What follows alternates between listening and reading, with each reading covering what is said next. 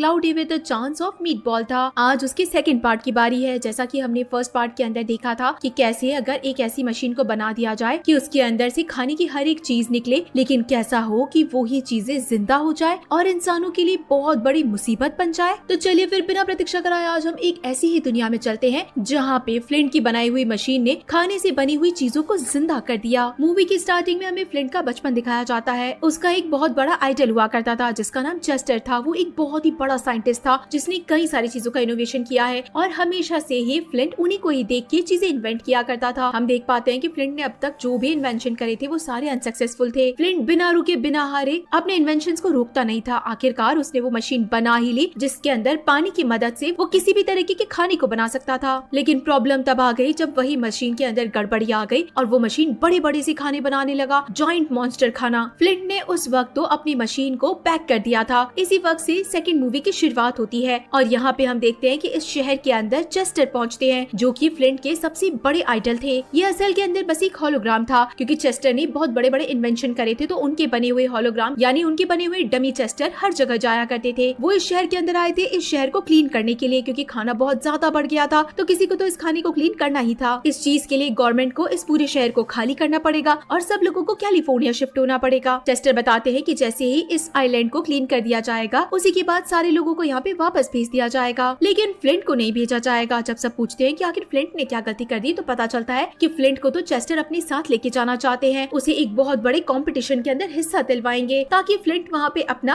हुनर दिखा सके क्योंकि वो बहुत टैलेंटेड था। उसके बाद इस आइलैंड से सारे लोगों को शिफ्ट कर दिया जाता है कैलिफोर्निया। फ्लिंट अपने पहले दिन पे उठता है, बहुत ज्यादा खुश था। आज लैब के अंदर वो पहली बार जाने वाला था। वहाँ पे उसके जैसे और न जाने कितने सारे साइंटिस्ट थे और काफी सारे अलग अलग तरीके के एक्सपेरिमेंट भी थे। जैसे ही चेस्टर के लैब के अंदर पहुँचता है तो उसके वेलकम के लिए यहाँ पे एक रोबोट आती है जो कि चेस्टर ने ही बनाई थी। इसका नाम बार्ब था। बार्ब काफी ज्यादा हाईटेक रोबोट थी। वो इंसानों की जैसे सोच समझ सकती थी। वो फ्लिंट को हर जगह घुमाती है। फ्लिंट इतने नई नई चीजें देख के बहुत खुश था। असल के अंदर चेस्टर एक ऐसे इंसान को चुनने वाला है जो कि सबसे अच्छा इनोवेशन करेगा। बस फ्लिंट को तो इसी मौके की तलाश थी। वो बहुत सारी चीजें इन्वेंट करता है, नए नए एक्सपेरिमेंट करता है। आधे फेल होते हैं, आधे सक्सेसफुल होते हैं, जिसके बाद कहानी 6 महीने बाद शिफ्ट हो जाती है। चेस्टर अपनी बहुत बड़े इवेंट के अंदर सबका वेलकम करता है और जब वो नाम अनाउंस करता है कि कौन सा साइंटिस्ट जीता है तो फ्लिंट को लगता है कि जरूर वही जीता होगा, लेकिन उसकी बजाय कोई दूसरा साइंटिस्ट जीत जाता है जिसने एक ऐसा इन्वेंशन करा है कि कार एक छोटे से पैड के थ्रू चल जाएगी, उसमें किसी पेट्रोल की जरूरत नहीं होगी और फ्लिंट बहुत ज्यादा उदास हो जाता है। इसी के साथ में चेस्टर एक बहुत बड़ा अनाउंसमेंट करता है एक फूड बार का जिसका नाम था 8.0। वो बहुत ही हाई टेक होने वाला है। यहाँ पे जब ऑलमोस्ट ये सेरेमनी खत्म हो गई थी तो बार्ब चेस्टर के पास आती है और बताती है कि उन्होंने जिन लोगों को उस